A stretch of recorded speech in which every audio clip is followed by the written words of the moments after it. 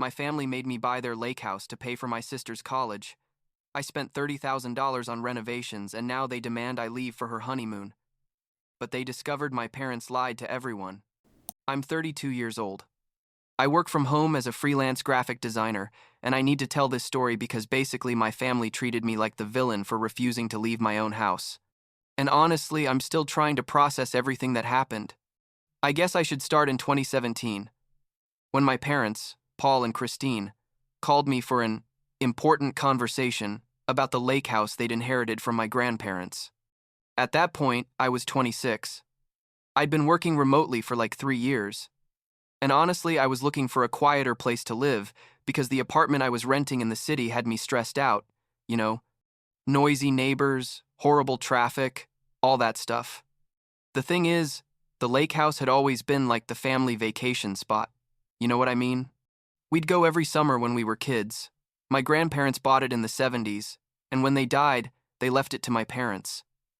It was a nice house, but old, like it needed a lot of work, and my parents basically used it a couple times a year, and the rest of the time it just sat empty. So they called me and said they needed to sell it, and at first I thought, well, that makes sense. It's expensive to maintain if they don't use it that much.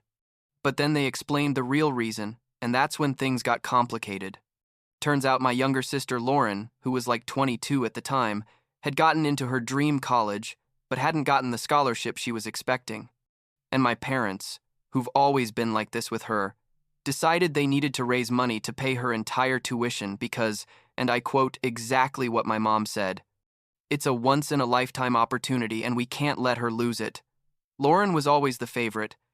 I don't know if it was because she was the youngest or because she literally cried until she got what she wanted, but it was obvious to anyone who knew her.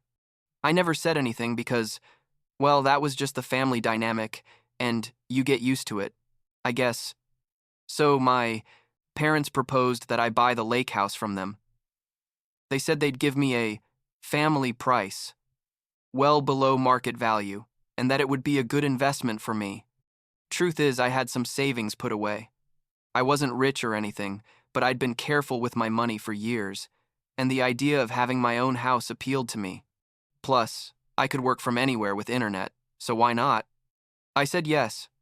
We hired a lawyer, did everything legal, and in September 2017, the house officially went into my name. I paid like 70% of my total savings, but hey, it was my house now. What my parents didn't mention, or maybe didn't think was important, is that the house was in pretty bad shape. The roof leaked, the heating was from the 80s and barely worked, the windows needed replacing, and don't even get me started on the bathroom and kitchen that looked like they were from another era. Over the next 6 months, I spent another $30,000 on renovations.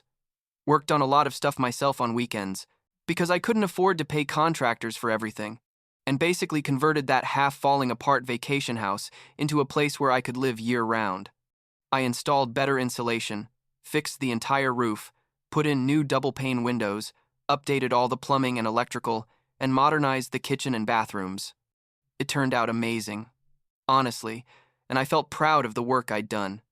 I officially moved in March 2018, and that's when the first friction started, though at the time they were small things and I didn't give them much importance. My mom would call me and say things like, "Your father and I wanted to go to the lake house next weekend," and I'd have to remind them that it was my house now, that I lived there permanently. It wasn't a vacation home. They'd laugh and say, "Yeah, they knew." But then they'd add, "But we can still stay, right? There's space." And well, at first I'd say yes because, I don't know. I felt weird saying no to my own parents, but I started being more and more frequent. And I was starting to feel like they didn't respect that it was my space now. Lauren also started with her stuff.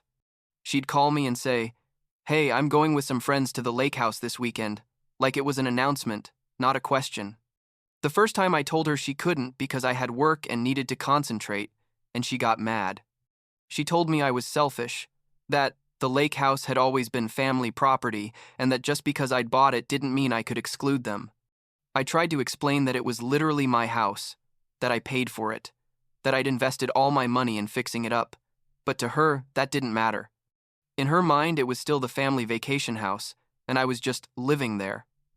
In 2019, I met Dakota at a design conference in Portland, and things got serious pretty quickly. Dakota worked in digital marketing, also remotely. And after like 8 months of dating, I asked them to move in with me at the lake house. It was amazing having someone there, like it really became our home, you know? We adopted a dog, a golden retriever named Maple, decorated together, made a garden in the back, and basically built a life there. My parents met Dakota and seemed to get along fine, though my mom made a couple weird comments about how we were going to handle the situation when family wanted to use the house, which I thought was strange because I'd already made it clear 1,000 times that it was my house and not a family Airbnb.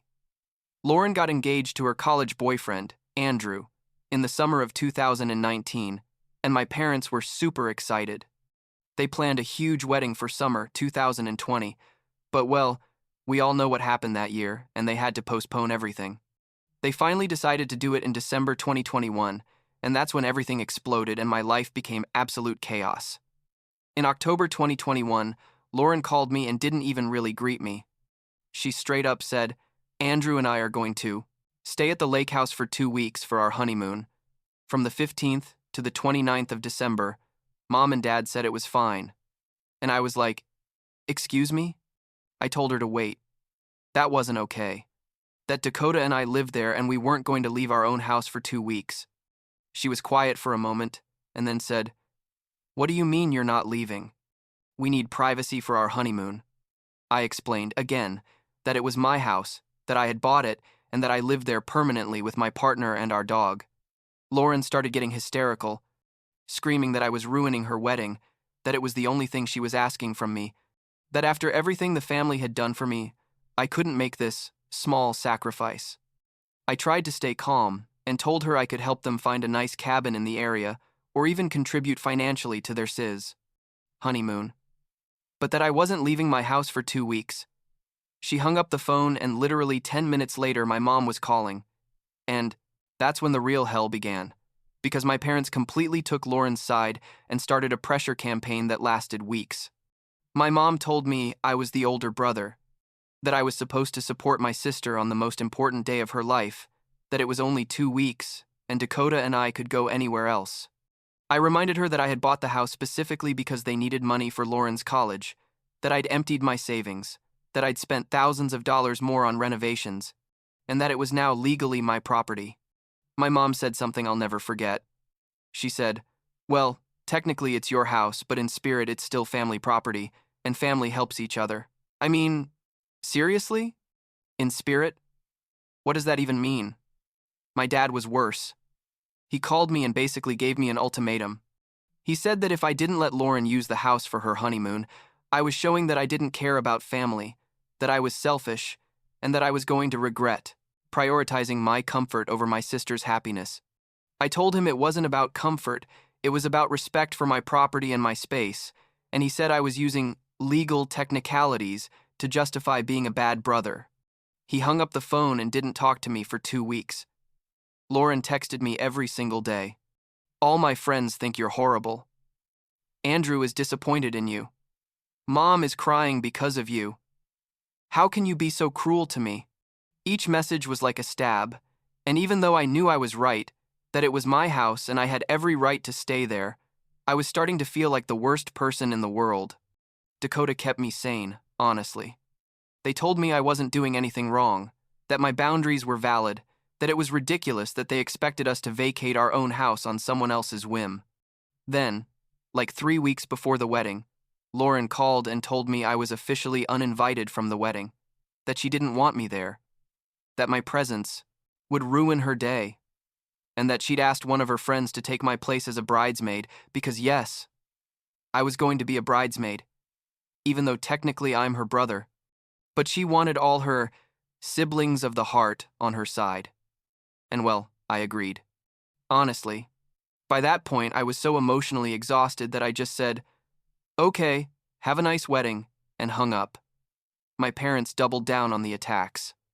My mom left me like 10 voicemails crying, saying I divided the family, that Lauren was devastated, that she would never forgive me for this. My dad sent me a long email, explaining all the sacrifices they'd made for me when I was a kid, and how I was now spitting in their faces by refusing to do this favor. I stopped answering calls and only responded to text messages with short replies. But then something happened that changed things a bit. My Aunt Sharon, my mom's sister, called me. She'd heard about all the drama because my mom had obviously told her, but instead of joining the attack, she told me, "Ryan, you need to know you're not crazy and you're not being selfish." She explained that she'd seen my whole life how my parents favored Lauren, how they always expected me to give in and sacrifice things for her, and that this was just the most extreme example. She said she'd tried to talk to my mom, tell her they were being unreasonable, but that Christine had completely shut down and just kept repeating that I was destroying the family. Aunt Sharon told me something I didn't know. Apparently, when my parents sold the house, my mom had told Lauren that I was just going to live there for a while, and that eventually it would go back to being family property. So basically, Lauren never knew I was the legal owner. She thought it was something temporary, and that the house still belonged to our parents somehow. That explained a lot, but it also made me angrier because it meant my parents had lied or at least been super vague on purpose. On the wedding day, December 11th, 2021, Dakota and I stayed home. We made popcorn, watched movies, went for a walk with Maple by the lake, which was frozen, and it was honestly one of the most peaceful days I'd had in months. I didn't feel guilty. I didn't feel like I was missing something important. I felt relief, like I'd finally taken a giant weight off my shoulders. The wedding was apparently beautiful. I saw photos on social media because some cousins posted them. Lauren looked happy. My parents looked proud. And I wasn't in any of the family photos. It was weird seeing that, like seeing your family gathered and realizing they intentionally erased you, but it was also liberating in a way. You know what I mean? Like it confirmed that I'd done the right thing. By setting boundaries 3 days after the wedding, Lauren sent me a long text message. It basically said, "I just found out you actually own the lake house. Mom and Dad had told me you just lived there because they let you without charging rent, and that it was still family property. I didn't know you'd bought it and renovated it. I'm sorry if I was pushy about all this." I read that message like 5 times because I couldn't believe what I was reading. Had my parents really lied to her that much? Had they made her believe I was like a squatter living off their charity? I didn't respond right away because I didn't know what to say. Part of me wanted to yell at her that she should have investigated before assuming things, but another part understood that if they'd really told her that version of the story, then her behavior made more sense. I finally wrote something simple, like, "Thanks for the message. I hope you had a nice wedding. Maybe we can talk more later." She never responded, and honestly, that's fine. My parents never apologized. In fact, they basically acted like nothing had happened. At Christmas, they sent me a generic, "Happy Holidays" message, and that was it. I haven't talked to them in person since before the wedding. I mean, we're in November 2025 and it's been almost 4 years. Sometimes my mom sends me messages about random stuff, like, "We saw a pretty bird today," or "Your father fixed the garage," and I respond with a "That's nice" or an emoji, but there's no real conversation. Lauren and Andrew ended up going to Cancun for their honeymoon. Apparently, my parents paid for an all-inclusive resort. I saw the photos on Instagram and they looked happy. They had a baby last year, a boy, and my parents sent me a photo but didn't invite me to meet him. I don't know how to feel about that, honestly. Part of me is sad that my nephew will probably grow up without knowing me, but another part thinks maybe it's better this way, that family has a toxic dynamic and I'm better off away from it. Dakota and I still live at the lake house, and honestly, I've never been happier. We got engaged last year. We're getting married in the spring of next year. A small wedding with close friends and Aunt Sharon, who's obviously invited. We expanded the garden, adopted a second dog, a lab named Willow, and basically, we've built exactly the life we wanted. I work from the office. I set up on the second floor with a view of the lake. Dakota works from the living room, and the dogs sleep on the couch most of the day. Sometimes I wonder if I did the right thing, if I should have handled things differently. But then I remember that all I did was refuse to leave my own house, and that shouldn't have been controversial in the first place. The lake house is mine, legally and morally. I paid for it. I fixed it up. I live there. It's not a family hotel, it's not communal property, it's my home. And the fact that my family can't respect, that says more about them than about me. Aunt Sharon comes to visit us every couple months and always says she's proud of me for maintaining my boundaries. She tells me family gossip. Like that, Lauren and Andrew are doing okay but have money problems because they went into too much debt with the wedding, or that my parents are thinking about moving to a smaller place because the house is too big now that they don't have kids there. It's weird hearing about their lives and feeling like I'm completely outside of it, but it's also a reminder that I made the right decision. The other day I was sitting on the dock watching the lake at sunset, Maple and Willow running around, Dakota making dinner inside, and I thought about everything that happened 4 years ago. I thought about how my family made me feel like a villain for something as simple as living in my own house. And then I thought about how now, without all that drama and constant pressure, my life is peaceful and happy. I don't have to be justifying myself all the time. I don't have to feel guilty about setting boundaries. I don't have to deal with the constant favoritism toward Lauren. Do I miss my family? Sometimes. I miss the idea of what we could have been if things had been different, if my parents had been fairer, if Lauren had been less spoiled, if everyone had respected my autonomy. But I don't miss the reality of how things were, that constant feeling that my needs and wants mattered less than my sisters'. I guess in the end I learned that family isn't always sacred, that it's okay to distance yourself from relationships that hurt you even if they share your blood, and that your peace of mind is worth more than keeping family peace at the expense of your own dignity. The lake house, this place I love so much, became the symbol of all that. It's my space, my sanctuary, my home with Dakota and our dogs, and nobody can take that away from me or make me feel bad about protecting it. Last week, Dakota and I were talking about renovating the basement, converting it into an entertainment space with a movie room and a pool table. While we were planning, I thought about how 4 years ago my family acted like I was just a temporary tenant in their house, and now I'm making long-term plans to keep improving it. And that felt like a victory. Not over them, but for myself. A confirmation that I chose the right path, and that in the end, it was worth standing firm.